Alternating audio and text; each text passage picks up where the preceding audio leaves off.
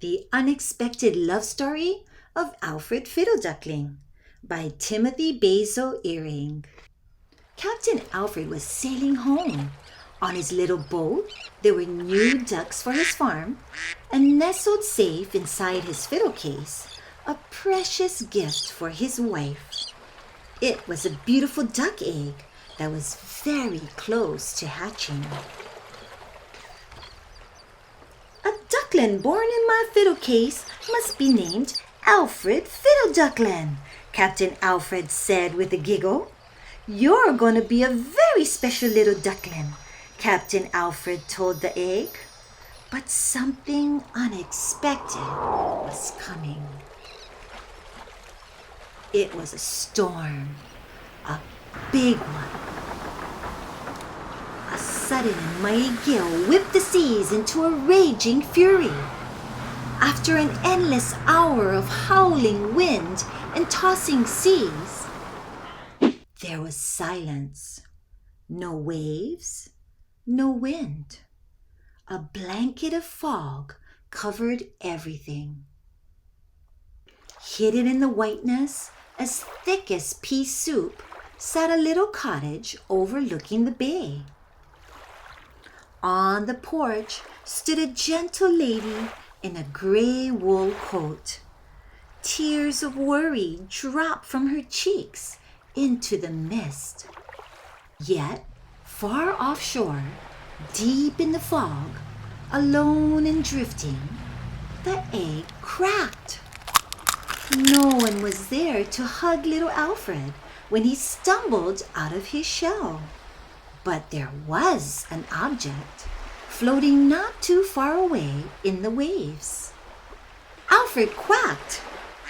The object did not quack back. Alfred swam up to it. It did not reach out to him. But Alfred embraced the object with all of his heart, and he caressed it so it would not feel as lonely as he did. Then something unexpected happened. The object made the most beautiful sound Alfred had ever heard. Alfred loved the object, and by the sound of its beautiful music, the object loved Alfred too.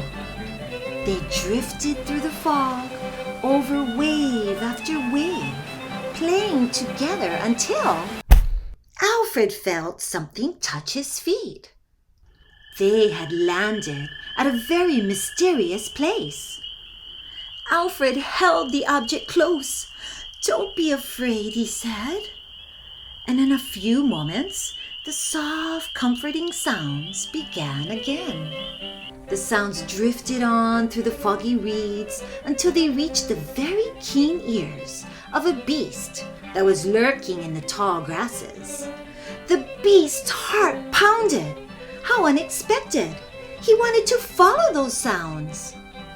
He charged through the fog and found them. Drool dripped from the beast's jaw. It leaned in even closer. Alfred trembled with fear, and his music became fast and wild. The huge beast lifted its front paws high into the air until it was standing tall on its hind legs. And then, suddenly, that big old beast started to dance. Captain Alfred's lost dog had longed for the sounds of his master's fiddle. He, too, had been very lonely. Now, in just a twinkle of an eye, the duckling and the dog were best buddies. Being lost with a friend was much better than being lost alone. Sadly, though, lost was lost. As the hours stretched by, the friends grew cold, wet, helpless. The tiny quivering music left in the object was not enough to boost their spirits, but that tiny sound was enough to excite the ears of the gentle lady wearing the gray wool coat who was praying for her husband, her dog, and the new ducks for their farm to return home safely. She ran through the fog straight toward the sound of Alfred's fiddle. Tears of happiness streamed from her eyes when she saw her beloved doggie. Then she marveled at the beautiful duckling and his magical fiddle playing. "Please don't stop," she said. "Don't ever stop playing your wonderful music. You are a very special duckling." Alfred felt more joy at these strangely familiar words than he had ever felt in his body before. It's no surprise that the most joyous sound of all bounced from his fiddle. But, you see, those sounds were a surprise, a very unexpected surprise to someone else. And you can guess what will happen if Alfred Fiddleduckling just keeps on playing.